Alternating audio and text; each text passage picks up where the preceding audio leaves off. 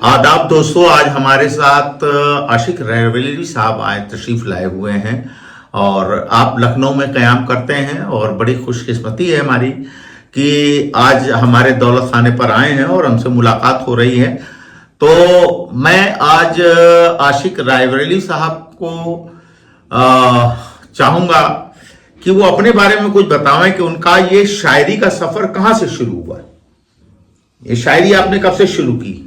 असल में शुरू तो हमें बचपन में ही कर दी थी जी, लेकिन ये कि तब शायद नहीं था मैं। हाँ, मैंने अजमल साहब को सुना नात पढ़ते हुए। अजमल सुल्तानपुरी साहब जी हाँ, अजमल सुल्तानपुरी साहब एक आलमी शायर हैं, बहुत बड़े शायर हैं। और शुरू में मैं बता देना चाहता हूं कि शुरू में वो नातिया कलाम ही सिर्फ पढ़ा करते थे, लेकिन उसके बाद उन्होंने नज़में और गज़लें भी लिखी हैं और हिंदुस्तान के एक बहुत ही मकबूल शायर हैं।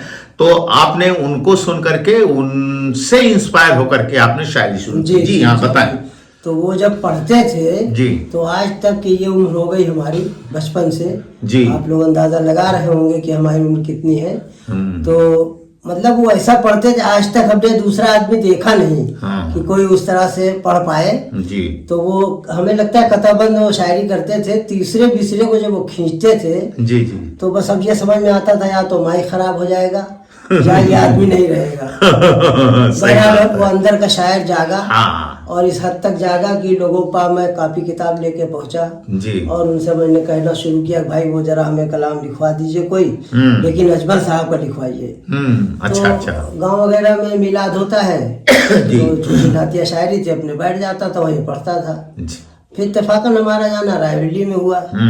तो हमारा चूंकि ननिहाल ददियाल ससुराल सब रायबरेली है, वो तो मुलाजमत के उसमें बंधुआ कला में हम रह रहे थे जी। तो सुल्तानपुर शहर से थोड़ा सा पास में है। सुल्तानपुर शहर से पास में। हाँ, जी, बिल्कुल करीब में है जी।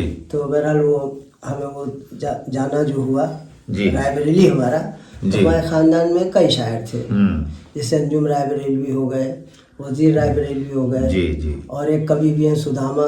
जी। उस जमाने में एक असर साहब थे, वजीर साहब के साहबजादे। बहुत अच्छे शेर कहते थे, बहुत अच्छा पढ़ते थे।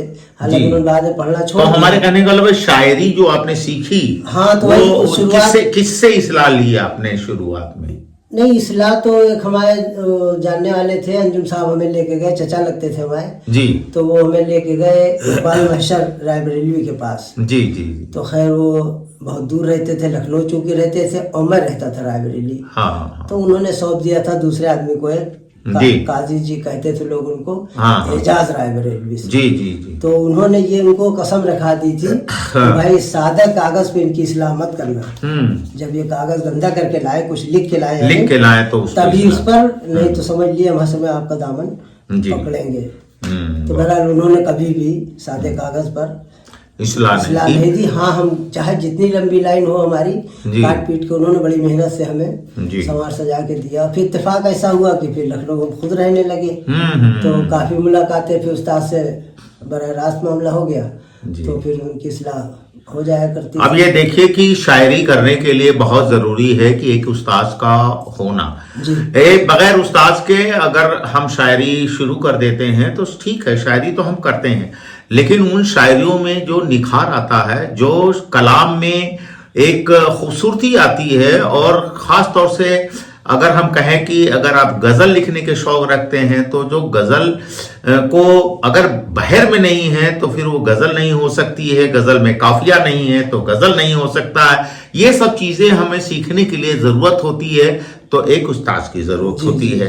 जाहिर है कि एक अच्छे उस्ताद से अगर आपने सीखी है और उर्दू की शायरी आपने सीखी है तो वाकई में आप एक बेहतरीन शायर तो है ही हैं, और तमाम आलमी मुशायरे में आप जाते रहते हैं और आलमी मुशायरों में आपने जाकर के काफ़ी नाम पैदा किया हुआ है। लेकिन सोशल मीडिया पे आप थोड़ा सा एक्टिव कम हैं क्योंकि पुराने ज़माने के हैं, तो जाहिर बात है कि आप थोड़ा सा सोशल मीडिया के बारे में कम जानते हैं।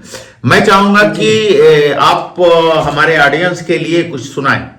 हाँ, एक मतलब शेर याद आ रहा है। वाह वाह, तो बहुत खूब।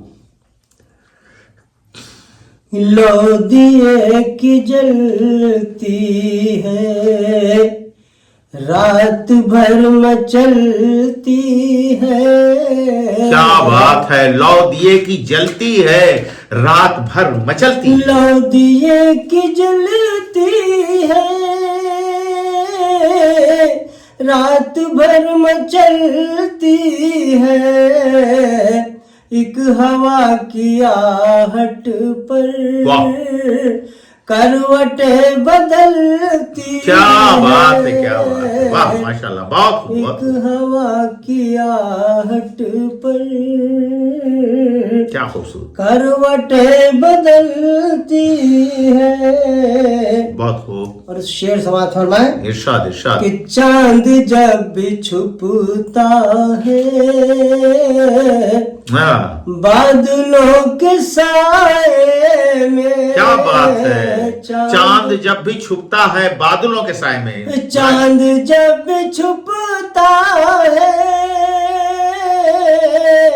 बादलों के साए में, चांद के ताक़ुब में चांदनी निकलती है। क्या बात है, वाह वाह वाह, बहुत खूब, बहुत खूब। चांद के ताक़ुब में चांदनी निकलती है। बहुत खूब, बहुत खूब। ये आशिक रायबरेली साहब को आपने सुना, और एक मतला और एक शेर आपने जो पेश किया है, इससे अंदाजा लग गया होगा कि किस म्यार के शायर हैं आप।